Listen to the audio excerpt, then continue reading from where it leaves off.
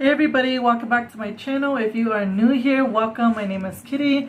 In this video, I'm going to be telling a res scary story, and this one comes all the way from San Carlos, Arizona, which is where yours truly is from. So if you guys are interested in hearing the story, I suggest you keep watching.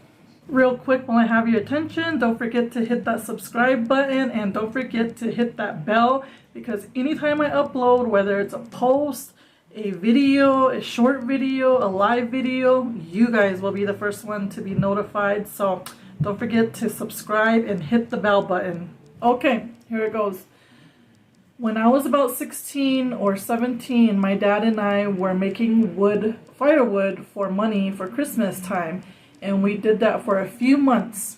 So usually when they go make wood, they usually go out to the mountains, which is on the higher country. It's a very rural area. There's no really like signal or anything like that, so it's pretty deserted, and there's like nothing but wildlife and stuff like that.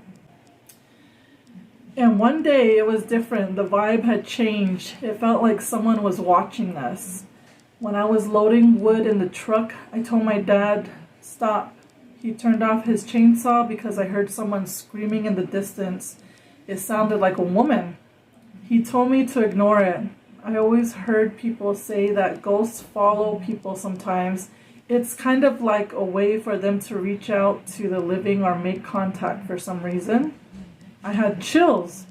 My dad said he didn't hear it, but told me not to focus on that. So a few days later, I heard it again, a little closer, and he said, let's go to another place, a different location.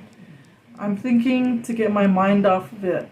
We left and came back a few days later, and as he was cutting again, I heard her scream like 25 yards away. Ooh. It sounded like a woman being ripped apart or tortured. I literally heard someone else with her or something. Her screams were brutal. The most intense pain she was feeling transferred to me, and I felt a searing pain in my arms and neck. It felt like something jumped on top of me and was tearing me up under my skin. My dad ran to me and laid his hands on my forehead, and my mind was thinking I was going to die. I felt a rage to kill what was on or inside of my head. And he said, leave us alone, go back to where you came from. And I felt the thing leave.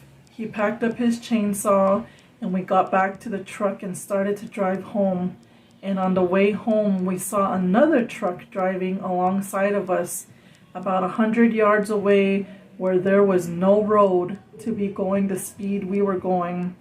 And he told me years ago, a lady and her husband were out here, and she went to use the restroom away from him, and he heard her scream, and that's what you heard. Something had got her and took her away, and he looked for her for weeks, but he never found her or her body. That's what you heard, her ghost, and the truck you saw was him looking for her. Mad chills went all over my body again because I experienced what she did just a little bit. My dad wasn't there. I don't know what would have happened to me. I wonder how many people get lost and taken away in the forest like that. Poor lady, it's scary. It humbled me not to go where I'm not supposed to go, and to respect what my elders tell me to do. That's his story. Oh, that's crazy. And this is in the mountains, and like I said, there's no like internet connection. There's no reception up there. Once you're up there, you're pretty much gotta let somebody know that you're going out there. And I don't really hear too much about people getting lost, but I do know in White River, like the White Mountain area, people do tend to go off and wander off and just kind of lose their way, and there's like, I don't know, I'm just getting like into the conspiracy theory part of it. Like Sedona, for instance, they say like there's a lot of vortexes and stuff like that in Sedona, and there's a lot of people that actually say that there are times where they're out hiking, and then they'll check the time, and it's like a few hours later, and they're like it was just 12, you know, how is it 3, you know? Just weird stuff like that happening in Sedona. But I don't know, it just makes you think. The story was pretty trippy though. I have never heard that story, but the way, you know, he was experiencing it, and it makes me kind of want to think like he has some kind of spiritual capability, like to be able to feel what that lady was going through, you know?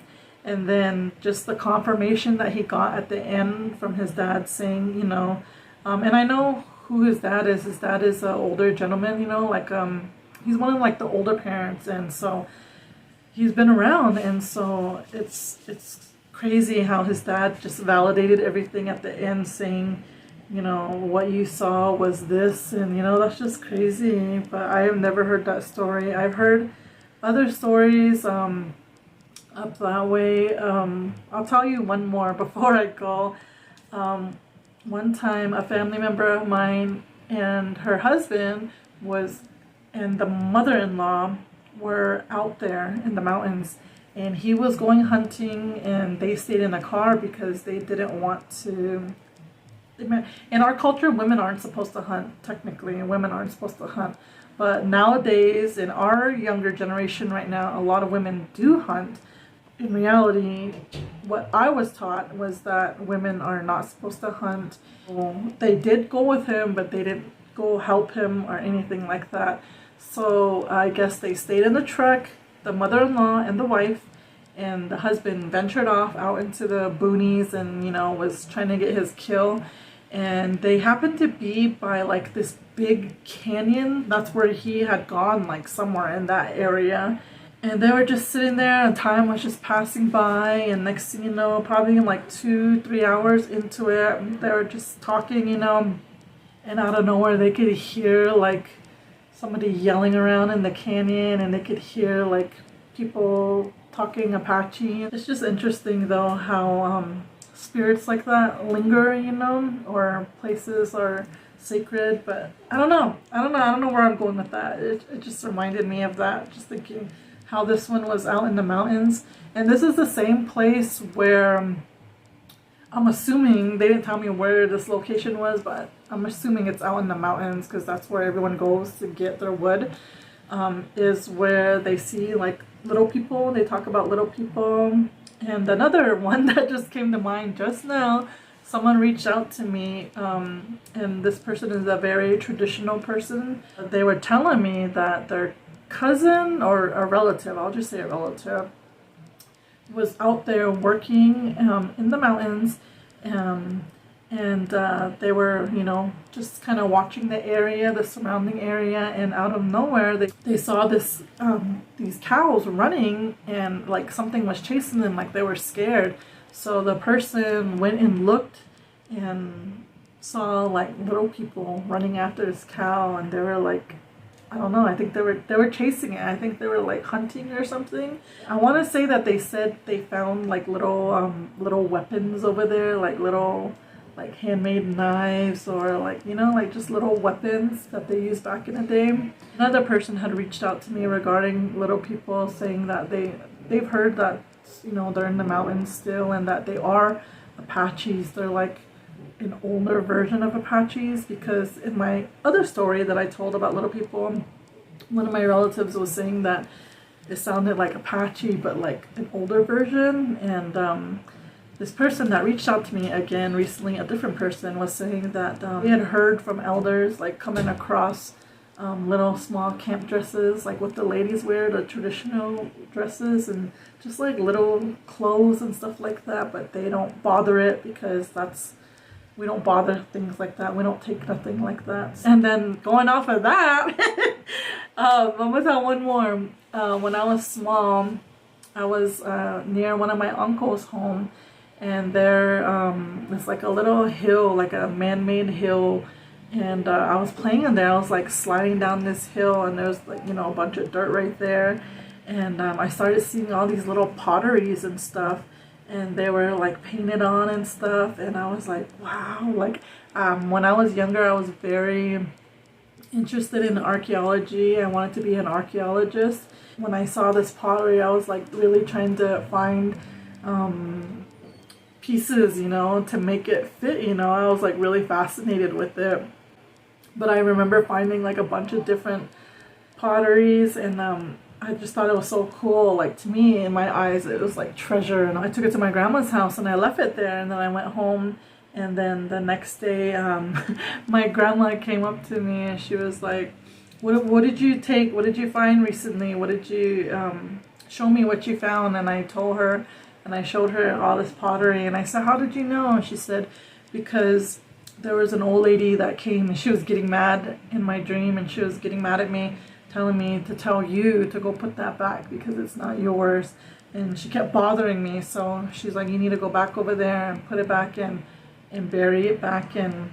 And then that's, you know, she's the one who told me you're not supposed to be taking anything like that, anything from a long time ago, any kind of artifacts like that, where we're not to touch them, we're not to bother them, we just leave it there, you know, because it's not ours, because whoever it belonged to, they're gonna come back and, you know, they're gonna want it back. So that was the last time I took something like that. I learned my lesson. So I hope you guys enjoyed this video, and again, if you guys want me to tell your story, please email me or DM me your story so that I can tell it on here.